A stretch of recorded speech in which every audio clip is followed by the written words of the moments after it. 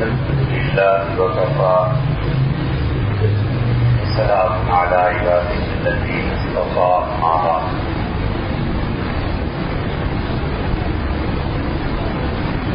اللہ تعالی کی عبادت اور اس کے بنیادی محرکات جو انسان اور فرد کو اس بات پر آمادہ کرتے ہیں کہ وہ کرے اور اپنی جبین نیاز بارگاہ سمدیت میں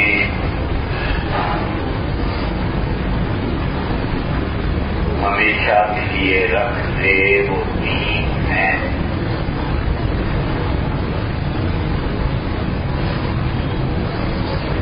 اور عبادت پر لوگوں کو آمادہ کرتا ہے اللہ کا خوف. اور عبادت اس لیے کی جاتی ہے کہ اللہ سے دوسرا سبب لی. اور عبادت اس لیے کی جاتی ہے کہ تیسرا سبب اللہ کی محبت ہے.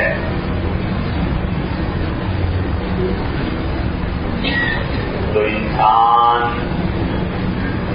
اللہ کی عبادت خوف کی وجہ سے کرے ہے مطلوب ہے. اور اللہ نے اپنے جلال اور روب سے ڈرایا ہے اور فرمایا تقوا لوگوں اللہ سے ڈرو. ایک جگہ فرمایا یا عبادی فاتقون لوگوں مجھ سے ڈرو. ایک جگہ فرمایا اتقوا اللہ ایمان والو اللہ کا روب اللہ کا جلال اس کی حیا کرو فکر کرو وَلْتَنْظُرْ نَفْسٌ مَا قَدَّمَتْ لِغَدٍ. اور ہر آدمی کو چاہیے کہ وہ سوچ لے کہ اس نے آئندہ آنے والے کل کے لیے کیا چیز تیار کی ہے. اور اللہ نے فرمایا قُوا أَنفُسَكُمْ اپنی جانوں کو بچاؤ وَأَهْلِيكُمْ اور اپنے گھر والوں کو بچاؤ اس آگ سے وَقُودُهَا النَّاسُ وَالْحِجَارَةُ اس آگ کا ایندھن انسان جلیں گے اور آگ بھڑکے گی اور پتھر تپیں گے اور آگ میں مزید حرارت میں اضافہ ہوگا. اور اللہ نے کہا کہ والذین یبیتون لربہم سجدا وقیاما اور میرے بندے وہ ہیں جو رات رات بھر میرے حضور میں کھڑے رہتے ہیں سجدے کرتے ہیں رکوع کرتے ہیں اور میری عبادت رات کو کھڑے ہو کے کرتے ہیں. یقولون اور مجھ سے دعا مانگتے ہیں ربنا اصرف عنا عذاب جہنم اے رب جہنم کی آگ کو ہم سے دور کر دے. ان عذابها کان غراما اور جہنم کی آگ تو ایسے چمٹ جائے گی جیسے کسی نے قرض لینا ہو واپس اور وہ قرض دینے والے کے ساتھ سر پہ جا کر کھڑا ہو جائے چمٹ جائے کہ میرا قرض واپس کرو. انہا ساعت مستقرا لوگوں یہ جہنم بڑا برا ٹھکانہ ہے. اور اس جہنم میں تھوڑی دیر رہنا پڑ جائے تو بھی برا ہے اور زیادہ دیر رہنا پڑ جائے تو بھی برا. اور اللہ کہتا ہے کہ یا ایھا الذین آمنوا اتقوا اللہ ایمان والو ڈرو اللہ سے وقولوا قولا سدیدا یصلح لکم اعمالکم اللہ کے خوف کی وجہ سے ہمیشہ سچ بولو، کیونکہ اس کے نبی صلی اللہ علیہ وسلم نے خبر دی اور انہوں نے کہا کہ ان الکذب یہلک، بلا شبہ جو آدمی جھوٹ بولتا ہے وہ ہلاک ہوا، برباد ہوا، وَإِنَّ الصِّدْقَ يُنْجِي، اور لوگوں ہمیشہ نجات سچائی میں ہے۔ اور اللہ کہتا ہے ان اللہ لا یہدی کید الخائنین، اور لوگوں جو خیانت کرتے ہیں، باتوں میں چوری کرتے ہیں، گفتگو میں چوری کرتے ہیں، مال چراتے ہیں، سرکار کا مال اور فرد کا مال اور قوم اور ملت کا پیسہ برباد کرتے ہیں۔ ان اللہ لا یہدی، اللہ اپنی زندگی میں کبھی بھی سیدھا راستہ نہیں دکھاتے، اس لیے کہ جن کا پیسہ برباد ہوتا ہے وہ مظلوم ہو گئے، اور اللہ کی مدد مظلوموں کے ساتھ ہے، ظالم کے ساتھ نہیں۔ اس لیے وہ بار بار کہتا ہے کہ مجھ سے ڈرو اور اس دن سے ڈرو، لا یجزی والدۃ عن ولدہ، جس دن ماں باپ اور کوئی اپنی اولاد کے کام نہیں آئے گا۔ اور تم سوچو یہ کہ پیسے دے دیں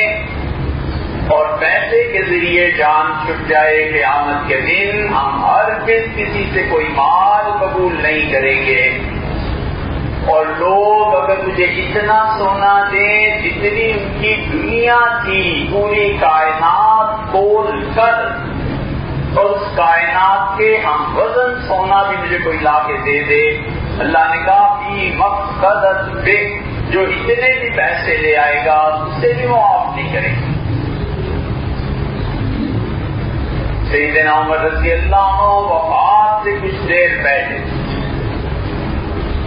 ایک لڑکا ان کی عیادت کے لیے آیا، اور بخاری میں آتا ہے اس سے امیر المومنین رضی اللہ عنہ کی تعریف کی۔ اس سے کہا امیر المومنین آپ نے بڑے انصاف کے ساتھ حکومت کی اور اللہ نے آپ کو چنا، اور ابو بکر رضی اللہ عنہ نے اپنی جگہ آپ کو منتخب فرمایا، اور رسول اللہ صلی اللہ علیہ وسلم اس حال میں تشریف لے گئے کہ وکان عنک راضی، وہ آپ سے بڑے خوش تھے۔ کوئی آدمی سب سے بڑی دولت اس کائنات میں حاصل کر سکتا ہے تو بس اتنی بات ہے کہ مرتے ہوئے اس کے اللہ اور اس کے رسول صلی اللہ علیہ وسلم اس سے خوش، اس لیے وہ خوش نصیب جن کو مرتے وقت حضور صلی اللہ علیہ وسلم جس کی روح قبض کرنے کے وقت تشریف لاتے ہیں، اور کبھی کبھی اپنا پاؤں مبارک اس کے سینے پہ رکھ دیتے ہیں، اس کے منہ پہ رکھ دیتے ہیں کہ چوم لے، اس سے زیادہ خوشی کون ہے۔ اسی لیے علامہ اقبال نے کہا کہ اللہ مجھے پائے مبارک کے بوسے سے محروم کرے اگر میں کچھ بھی خیانت اپنی ملت اور اپنی قوم کے ساتھ ہوں۔ سب سے بڑی کائنات کی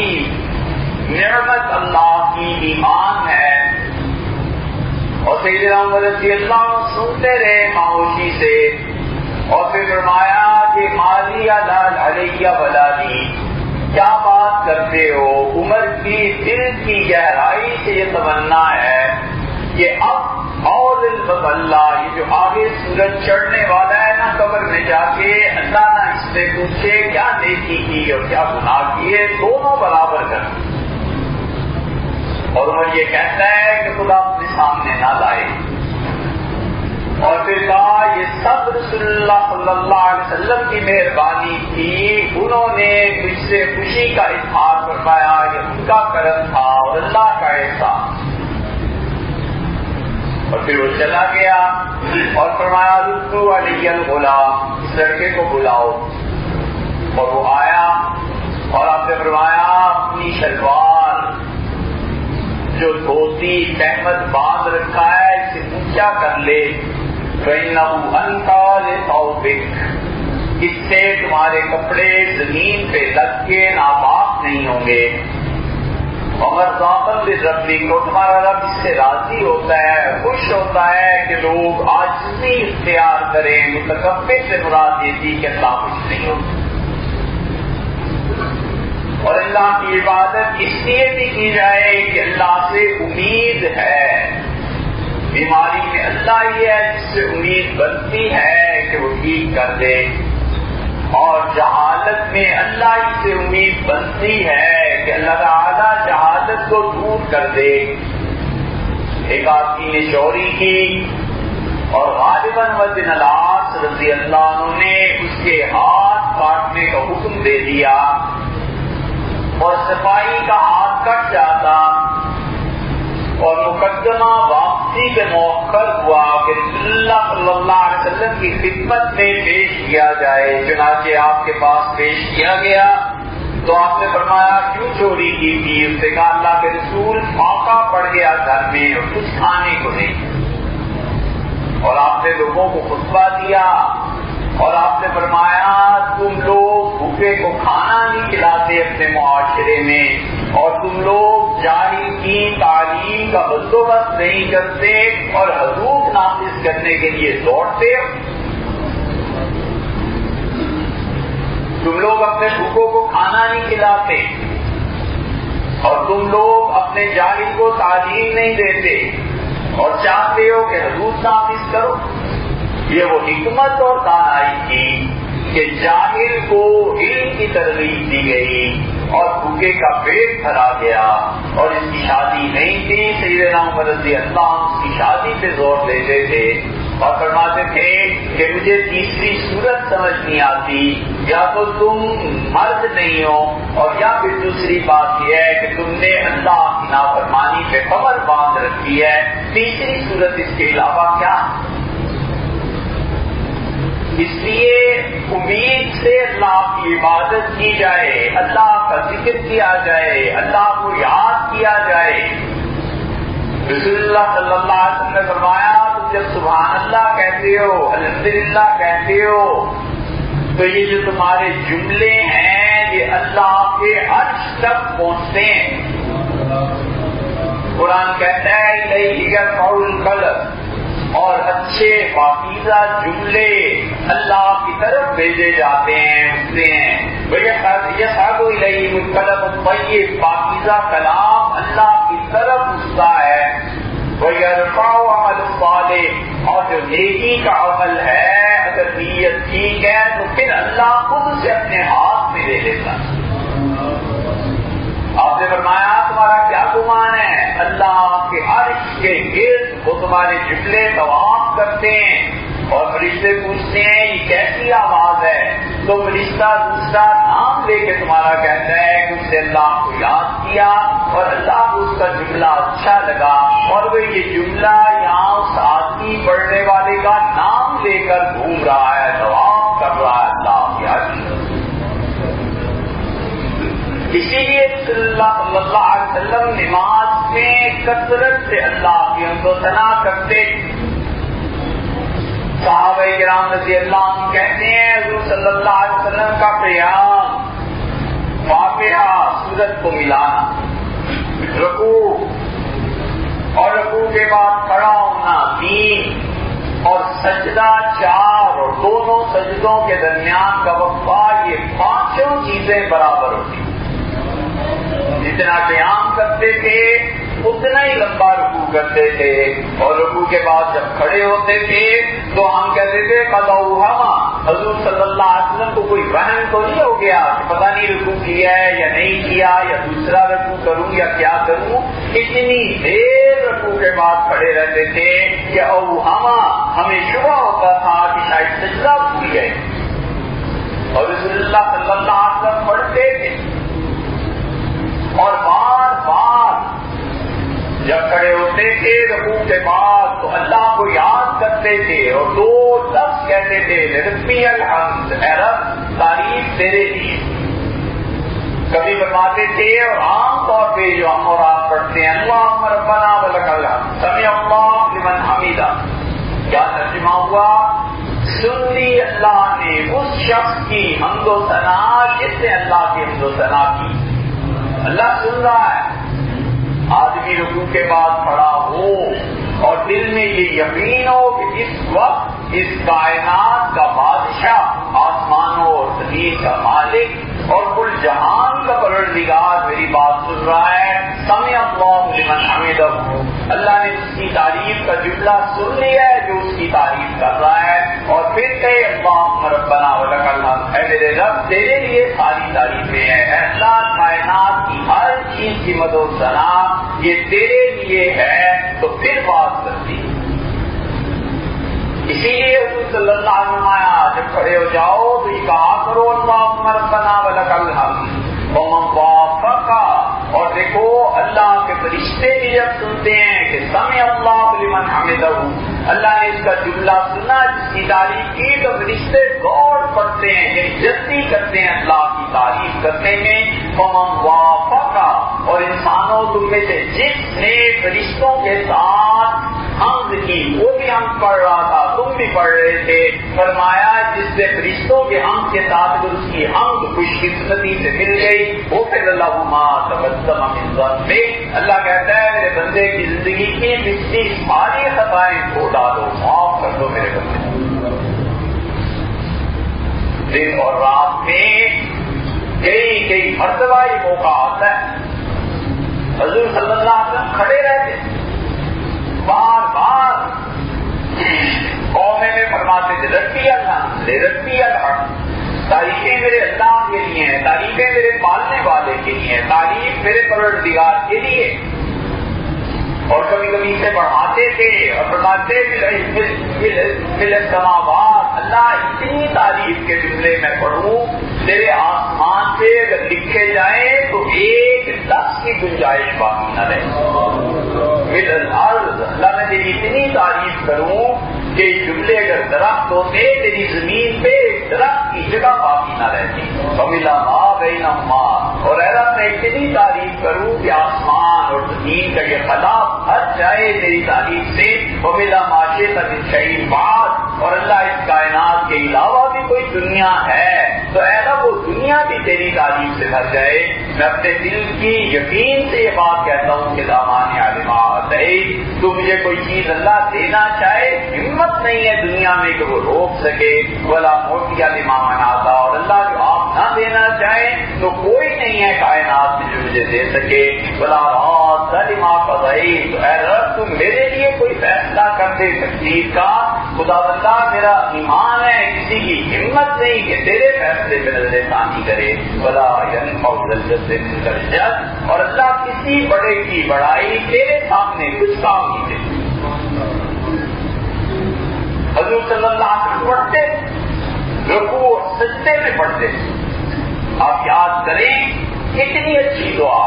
ہم کیا پڑھتے ہیں سبحانک اللہم، امام سے سیدھے شروع کرتے ہیں۔ حضور صلی اللہ علیہ وسلم رکوع میں سجدے میں بار بار یہ پڑھتے تھے سبحانک اللہم ربنا وبحمدک اللہم، سبحانک اللہم، اے پروردگار اے ہمارے اللہ تو ہر عیب سے پاک۔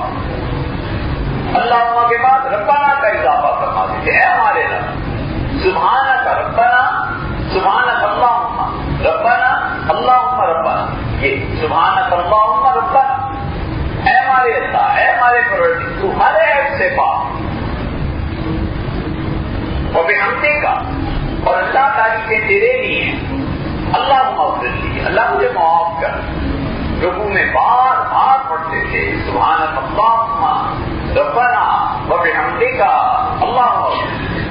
سجدے میں بار بار پڑھتے تھے سبحانک اللہم ربنا وبحمدک اللہم اغفر لی۔ حدیث میں آیا تین بار رسول اللہ صلی اللہ علیہ وسلم سجدے میں اور رکوع میں بات سے، بخاری کی روایت میں آیا بار بار پڑھتے تھے۔ ہم نماز پڑھتے ہیں ہم یہ چیزیں یاد کرتے ہیں، لیکن یاد رکھو یہ سب چیزیں نفع دیتی ہیں اس وقت جب انسان کا عقیدہ اہل سنت کے مطابق ہو، انسان کا عقیدہ صحیح ہو، اور اللہ تعالیٰ کی وحدانیت مانتا ہو، حضور صلی اللہ علیہ وسلم کی ختم نبوت پر ایمان رکھتا ہو، اور ہر وہ شخص جو حضور صلی اللہ علیہ وسلم کے بعد کسی کی بھی نبوت کا قائل ہے، وہ مرزا غلام احمد قادیانی ہو، مسلمہ کذاب ہو، کوئی ہو،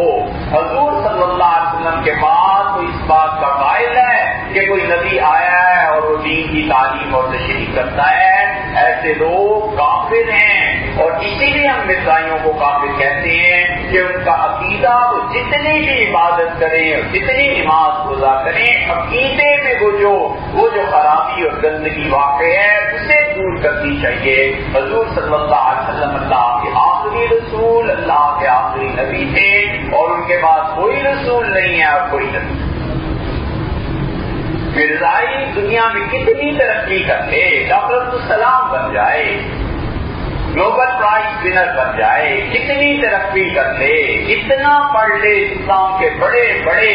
سلسلہ خلافت میں لوگوں نے پڑھا، مرزا طارق کیا غالباً کہتے ہیں سب سے زیادہ پڑھا ہوا تھا، چلو اتنا پڑھ لے، ہم کہتے ہیں جو پڑھ لے سکرات اور فقرات، لیکن اگر عقیدہ یہ ہے کہ حضور صلی اللہ علیہ وسلم کے بعد کسی نبی نے آنا ہے یا وہ آ گیا ہے، مرزا غلام احمد قادیانی نبی تھا،